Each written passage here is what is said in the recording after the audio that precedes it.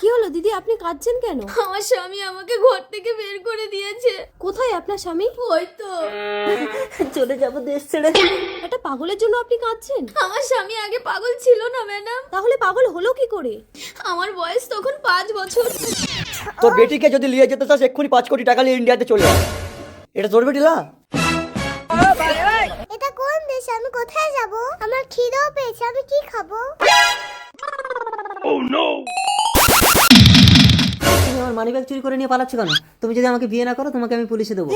মৈনাক, একটা অনাথ মেয়েকে রাস্তা থেকে তুলে এনে রাজপ্রাসাদে ঠাই দিয়েছো, আমাকে কখনো ছেড়ে দেবে না তো? মুক্তা, তুমি আমার যুগ যুগান্তরের সাথী। বিএলও সাহেব বাড়িতে আছেন?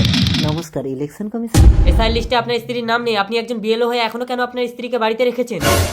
স্যার, আমার স্ত্রী অনাথ। আমরা ইমোশন কমিশন না, election commission. Quick step right now. ওকে।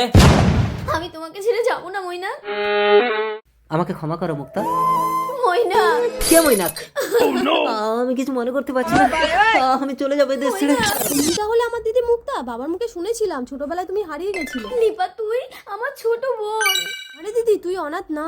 নিপা, এই শুনছো, আমি অনাথ না। আমিও পাগল না মুক্তা।